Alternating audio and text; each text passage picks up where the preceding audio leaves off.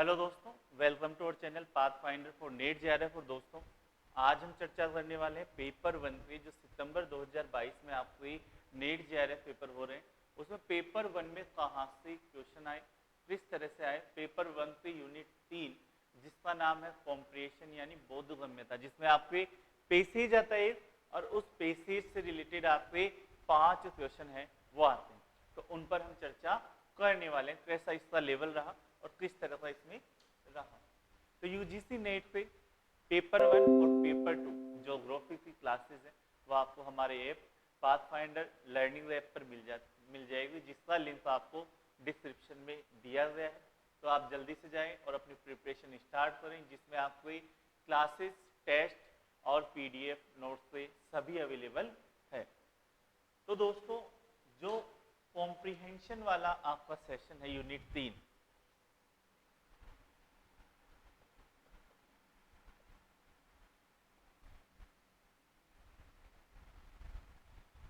तो यूनिट 3 में आपको ज्यादा कठिन क्वेश्चन नहीं आए,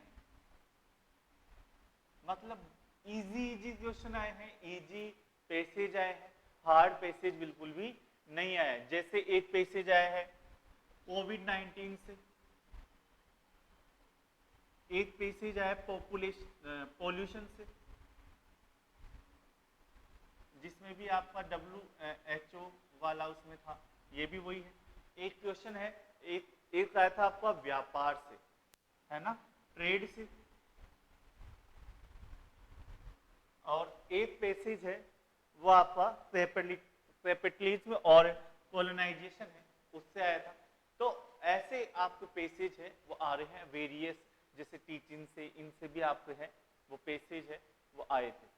तो वेरियस स्ट्रीम से पैसेज आ रहे हैं, अलग अलग प्रकार से आ रहे हैं, पर ये है कि ज्यादा हार्ड या ज्यादा कठिन पैसेज है वो इसमें नहीं आ रहे। आराम से पढ़ना है, आसानी से पढ़ना है, और इनके क्वेश्चन के आंसर है वो आपको यहाँ पर मिल जाते हैं। तो ये तो था यूनिट 3 के बारे में। अब हम चर्चा कर लेते थोड़ा सा पेपर को किस तरह से आपको देना चाहिए, कौन सी जो समस्याएं हैं वो इसमें आती है, इन सारी चीजों के बारे में जान लेते हैं। तो पहला तो ये है, अभी जो नेक्स्ट एग्जाम बची है उसमें एक तो आपका रिवीजन आप कैसे करें, किस तरह से आपको करना चाहिए, ठीक है। तो रिवीजन इस तरह से करना चाहिए, अगर आपको पढ़ा हुआ है ना, हम उन्हीं को मान के चल रहे हैं जिनका सिलेबस पढ़ा हुआ है, ठीक है। जो एडमिट कार्ड निकालने के बाद में देखेंगे उनके यहाँ पे कोई मतलब नहीं है रिवीजन करने से, ठीक है। तो जिनका पहले से पढ़ा हुआ है, नोट्स तैयार है, शॉर्ट नोट्स उन्होंने बना रखे हैं, तो फिर भी मैं कहूँगा ये 4-5 दिन का जो टाइम आपके पास बचा है, उस 4-5 दिन के टाइम पे आप पूरे नोट्स हैं वो दोबारा से देखने का प्रयास करें, क्योंकि आपके पास अभी टाइम है, क्वेश्चन कहीं से भी आ सकता है। जितने नोट्स, ऐसा नहीं कि अलग से कुछ पढ़ना है, जो आपने पढ़ा है उसी को दोबारा से पढ़ना है। शॉर्ट नोट्स का रिवीजन करें, सारी यूनिट जो आपने पढ़ रखी है सारी एक बार दोबारा से पढ़ने का प्रयास करें। और निश्चित रूप से इस पूरी तैयारी के दौरान ऐसी यूनिट तो आपकी फेवरेट हो ही गई होगी ना जो आपको आती है, ठीक है। ऐसी यूनिट तो होगी ना, जैसे मान लिया कि 10 यूनिट में पूरा नीट का सिलेबस है वो बटा हुआ है, यूनिट 2 वाला, और यूनिट 1 में भी 10 है, तो सब्जेक्ट 2 वाला है उसमें 10 यूनिट है, ठीक है। और सब्जेक्ट 2 में 10 यूनिट है, और 10 में से 7 यूनिट आपकी बेस्ट यूनिट है कि ये मुझे अच्छे से आती है। 3 यूनिट है उनमें थोड़ा सा ऊपर नीचे चलता रहता है, मतलब प्रीवियस ईयर में आए हुए क्वेश्चन या जो क्वेश्चन मेरे रटे हुए हैं वो आ गए तो सही है, पूरे सही हो जाएंगे, और उनमें से नहीं आए तो थोड़े से गलत भी हो सकते हैं। तो ऐसे जो 7 यूनिट है, इन 7 यूनिट को इतना तैयार करना है कि इनमें से एक भी क्वेश्चन गलत ना हो। पहले से तैयार है उनको और तैयार कर लेना, रिवीजन करना, शॉर्ट नोट्स जो बनाए हुए उनका रिवीजन करना, इंपोर्टेंट क्वेश्चन है उनका रिवीजन, और सब चीजों को एक बार अपनी आंखों से निकाल के जरूर जाना। पढ़ते दौरान अंडरलाइन जो हम करते हैं उन चीजों को भी एक बार आंखों से निकाल कर जरूर से जाना, क्योंकि ये ऐसा समय है, उस समय हम पर सबसे ज्यादा एकाग्र होकर, सबसे ज्यादा कंटिन्यूअसली रूप से पढ़ते हैं, ठीक है, और उसमें एक बार नजरों से निकली हुई चीज भी है ना, वो एग्जाम में याद आ जाती है, ठीक है। क्वेश्चन कहीं से भी आ सकता है, ऐसा कोई शॉर्ट ही तो है नहीं कि क्वेश्चन यहीं से आएगा, ये पता होता तो 100 ही टॉपिक पढ़ जाते, ठीक है। तो क्वेश्चन पूरे सिलेबस में से कहीं पे भी आ सकता है और आपको एक बार उसको निकाल के जरूर से जाना है। दूसरा,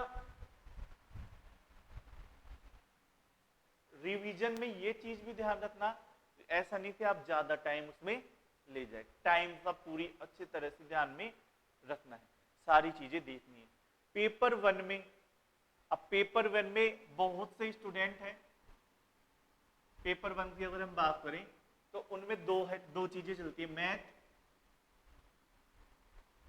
डीआई और रीजनिंग। जिसको ये अच्छे से आते हैं उसको research, teaching aptitude, research aptitude, और आपको कौन सा बच गया, कॉम्प्रिहेंशन में दिक्कत है, और जिनको इनमें दिक्कत नहीं है उनको इनमें है। ये सामान्यतः अगर 70% से ज्यादा स्टूडेंट हम देखेंगे ना तो उनमें यही समस्या है, तो मैं उनको ये बोलूंगा कि रहने दो, है ना, रहने दो। क्यों? अगर मैथ नहीं आती ना तो सिंपल 2-4 जो चीजें मैं बता रहा हूं, जो प्रश्न आए हुए हैं मैथ से, रीजनिंग से, इन सबके मैंने वीडियो बनाए, कौन से आए हैं, डीआई 8 डीआई मैंने सोल्व करके बताया, तो मोस्टली ऐसे आ रहे हैं। तो जो इजी है वो देख जाओ, ज्यादा हार्ड आपको डीप में जाने की जरूरत नहीं है। इजी आता है तो उसमें कर दो सारे सही, ठीक है। नहीं आता है तो मत लो टेंशन, आपको 35 क्वेश्चन सही करने हैं, ठीक है। जो आपके स्ट्रॉन्ग है, research aptitude, teaching aptitude, comprehension, ठीक है, इनसे 15 क्वेश्चन से ज्यादा तो आएंगे नहीं, ठीक है, लगभग 15 के आसपास रहता है, और इनमें भी लगभग 15 से आसपास रहेगा। तो 15 क्वेश्चन जाने हैं, आपको भी पता है, मुझे भी पता है, ठीक है। तो ऐसे जो विपरीत समय है, उस विपरीत समय में क्या करो, जो आपको स्ट्रॉन्ग पॉइंट है उसी को स्ट्रॉन्ग करो। ऐसा थोड़ी होता है लड़ाई में जाने से पहले किसी को तलवार अच्छी चलानी आती है और वो भाले से पॉलिश कर रहा है, ऐसा तो नहीं होता ना। जिसको जो हथियार अच्छे से चलाना आता है उसी पर पॉलिश करी जाती है। तो तलवार आपको, यानी अगर आपको रिसर्च, टीचिंग एप्टीट्यूड और कॉम्प्रिहेंशन अच्छे से आता है तो इस पर फोकस करो, इनसे पूरे प्रश्न सही करने का प्रयास करो। अगर आपको मैथ, डीआई और रीजनिंग आती है तो इनमें से करो, ठीक है। दोनों आते हैं तो और भी अच्छी बात है, ठीक है। फिर कंप्यूटर रहा और रहा, तो मिला जुलाकर आपको 35 क्वेश्चन सही करने हैं, ये आपको रणनीति बनानी है। टाइम भी खराब नहीं करना है, ये टाइम भी आपका बहुत इंपॉर्टेंट टाइम है, ठीक है। पर 35 क्वेश्चन की पूरी रणनीति आपको बनाकर जानी है कि 35 क्वेश्चन लाने ही लाने, क्योंकि 70% आप ये मान के चलिए आपका जेआरएफ और 70% दोनों बराबर, 70% नहीं आएंगे तो जेआरएफ में डाउट रहेगा, और 70% आ जाते हैं तो जेआरएफ में कोई भी डाउट नहीं है। वैसे ही 7 यूनिट ये, इसमें भी अपना 70% आ जाता है तो हम क्या हो जाती है, जेआरएफ हो जाती है। हालांकि इसमें 2-4 नंबर ऊपर नीचे चलते हैं, ठीक है, तो उसका कोई टेंशन नहीं। पर रिवीजन करते समय जो चीजें आपको आती है, ये 5-6 दिन का समय बचा है, उसमें उन चीजों को ज्यादा देखना है, एक भी चीज नहीं छोड़नी है, सारी चीजें पढ़ते जानी है। जो इंपॉर्टेंट टॉपिक, स्पेशली ज्योग्राफी वालों के लिए और पेपर 1 के लिए, ठीक है, जो मैंने बताए हैं, जो वीडियो बना रखा है, वो तो सारे देखकर ही जाने, क्योंकि वहां से बार बार क्वेश्चन आते हैं उन टॉपिक से, ठीक है। तो ये कर लोगे। इसके बाद आता है, जिसमें चलो हमने पढ़ भी लिया, सारा सब कुछ अच्छे से पढ़ भी लिया, उसके बाद आता है आपका एग्जाम में जाने की, ठीक है। तो एग्जाम में जाओ, अच्छे से जाओ, आधा घंटा पहले ही चले जाओ सेंटर पर, ठीक है, कोई टेंशन हमें लेनी नहीं है। लेकिन ऐसा भी ना हो कि एग्जाम में चले जाए और वहां पे पढ़ नहीं रहे, पढ़ो, लास्ट तक पढ़ो, ठीक है, लास्ट तक देखो। वैसे भी दिमाग तो चलना है ही ना, दिमाग के अंदर तो सारी चीजें चल ही रही ना, ऐसा थोड़ी आपको दिमाग रिलैक्स में बैठा है। तो ऐसी स्थिति में जब दिमाग रिलैक्स में नहीं बैठा, पढ़ रहा है, चल रहा है, तो उसमें पढ़ने में ही उसको यूज में ले, लास्ट टाइम तक उसका आपको पूरा प्रयोग करना है, ठीक है। उसके अलावा टेंशन बिल्कुल भी नहीं लेनी है, होना है जो हो जाएगा, ठीक है। जेआरएफ होगी तो अच्छा है, नेट हुआ तो अच्छा है, नहीं हुआ तो और भी अच्छा है, ठीक है। तो फिर ऐसे अगली बार सीधा जेआरएफ निकालेंगे। इस बार क्या पता मैं 2 घंटे एक्स्ट्रा पढ़ लेता तो मेरी नेट हो जाती, नेट हो जाती तो फिर बीच में फंस जाते। तो इस बार अगली बार पूरा 2 महीने एक्स्ट्रा पढ़ेंगे और जेआरएफ ही निकालेंगे। तो बिल्कुल टेंशन लेनी नहीं है, एकदम चिल होकर एग्जाम देके जाना है। अपनी प्रिपरेशन का कॉन्फिडेंस अपने अंदर में रखना है कि हाँ हमारा हो जाएगा, और पेपर खराब भी हो जाता है कोई बात नहीं है ना। तो वो टेंशन ना ही जानने से पहले लेनी है और ना ही एग्जाम देकर वापस आने से बाद में लेना है, बिल्कुल एकदम। और वापस आते समय अगर थोड़ा सा दूर है घर तो नाश्ता वास्ता वगैरह सारी चीजें आपको घर पे आनी है एंजॉय, ऐसा नहीं कि जल्दी घर पे आ जाओ, ठीक है। और अब उसके बाद में कौन सा आता है, एग्जाम। मेन है एग्जाम। आपने 6 महीने तैयारी करी, आपने 1 साल तैयारी करी, आपने 2 महीने तैयारी करी, सब बराबर है उस 3 घंटे के अंदर, ठीक है। ये जो 3 घंटे हैं आपके, ये 3 घंटे ही डिसाइड करते हैं कि आपका 6 महीने की तैयारी का परिणाम आएगा या नहीं आएगा, आपके 2 महीने का तैयारी का परिणाम आएगा। 6 महीने से कोई व्यक्ति तैयारी कर रहा है और वो इन 3 घंटों में खराब परफॉर्मेंस कर देता है तो उसका रिजल्ट नेगेटिव आएगा या पॉजिटिव, नेगेटिव। और कोई 2 महीने से ही तैयारी कर रहा है, 3 घंटे में बढ़िया कर देता है, ठीक है। तो आपको इन 3 घंटे का अच्छे से प्रयोग करना है, यही अपनी अग्नि परीक्षा है, ऐसे समझ लो, ठीक है। अब इन 3 घंटों में कौन कौन सी बातों का आपको इसमें ध्यान रखना, ठीक है। अब इतने सारे तीर तो लगा दिए, देखते हैं, ठीक है। पहला टाइम का, ये सबसे इंपॉर्टेंट है। बहुत सारे बच्चे हैं उनको हमेशा एक ही परेशानी रहती है, टाइम कम रहता है एग्जाम में। टाइम कम नहीं है, इतने सारे बच्चे एग्जाम देते हैं हर साल, इतने सारे बच्चे जेआरएफ निकालते हैं हर साल, नेट निकालते हैं, एग्जाम देते हैं, उनको तो टाइम कम नहीं लगता, नहीं लगता ना। आप को लगता है क्योंकि आप टेंशन पहले ही कर लेते हैं टाइम कम है। टाइम 3 घंटे, 3 घंटे बराबर 180 मिनट, इतना ही हुआ ना। और क्वेश्चन कितने आएंगे, एक क्वेश्चन का 1 मिनट से भी ज्यादा का समय मिल रहा है, ठीक है। अब उन 150 क्वेश्चन में अगर मैं मानूं कि 30% से ज्यादा क्वेश्चन ऐसे आते हैं जो ज्यादा से ज्यादा, ऐसा आएगा भारत का पहला प्रधानमंत्री कौन था,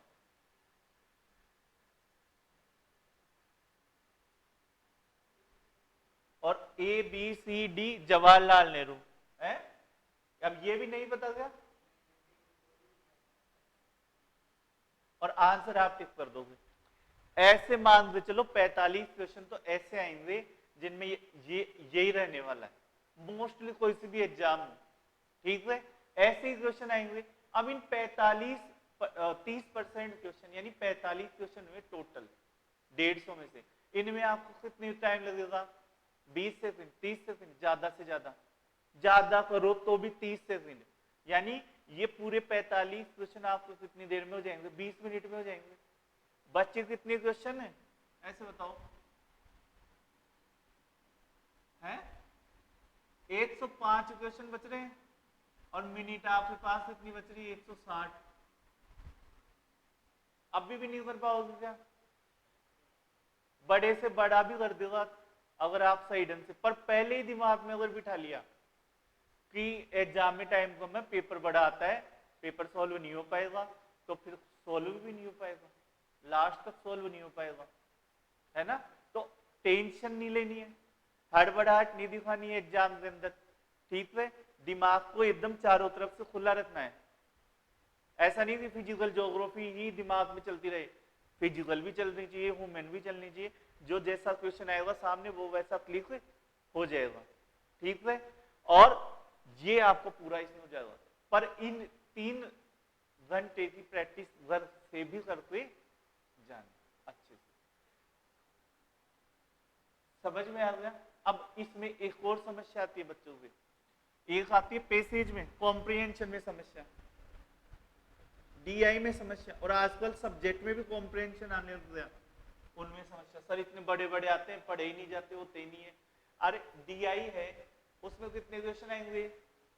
5, यानी इसका मतलब क्या हुआ, पूरे डीआई को सॉल्व करने के लिए 8 मिनट तो मिलेगी ना आपको, 2-4 मिनट इसमें से एक्स्ट्रा ले लेना, 10 मिनट 12 मिनट, उसमें भी डीआई नहीं कर पाओगे। उसमें तो या तो हो जाएगा, और अगर आधे घंटे तक लेके बैठे हो तो फिर क्या ही मतलब है, या तो 10-12 मिनट में हो जाए वो सही, वरना रहने देना फिर उसको, ठीक है। जैसे कॉम्प्रिहेंशन हुआ, 8 मिनट तो कॉम्प्रिहेंशन में वैसे ही दे रहा है ना टाइम, 5 क्वेश्चन आएंगे, एक ही क्वेश्चन थोड़ी आना है। उस इतने बड़े कॉम्प्रिहेंशन को पढ़ने के बाद सिर्फ एक ही क्वेश्चन करना हो तब तो हम बोले कि हाँ टाइम कम है, ठीक है, कम नहीं है, उस पूरा आएगा उसको पढ़ने के बाद, समझ रहे हो। फिर उसके अलावा सब्जेक्ट में भी कॉम्प्रिहेंशन आता है, तो इस चीज को इस तरह से सोचो कि आपको 5 क्वेश्चन करने हैं, उससे 8 डीआई सोल्व करोगे, सीधा 5 क्वेश्चन सोल्व होंगे, समझ गए। दूसरा, यहाँ पे टाइम मैनेजमेंट तो ये हो ही गया, इसको अच्छे से प्रैक्टिस कर लेना, घर पर मॉडल पेपर दे लेना, फर्स्ट पेपर सेकंड पेपर दोनों साथ साथ देना। और मैं निश्चित रूप से बोल रहा हूँ, आप चिल होके जाओगे ना अच्छे से, कि बस अपन तो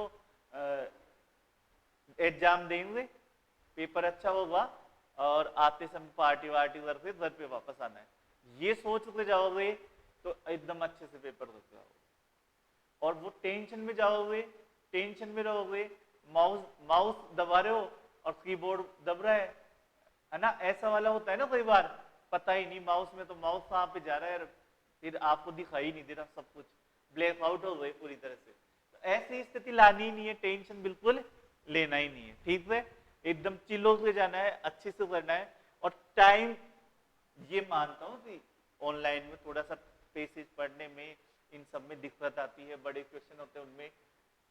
ऑफलाइन में या जैसे अपन पेपर पर देते हैं उसमें थोड़े सा इश्यूज में रहता है, लेकिन ओएमआर नहीं करना आपको, बहुत सारी चीजें कम भी तो हो जाती है ना, वरना उसमें तो ओएमआर 150 क्वेश्चन के गोले भरो, वो भी तो टाइम लगता है, 10-15 मिनट वो एक्स्ट्रा लगती।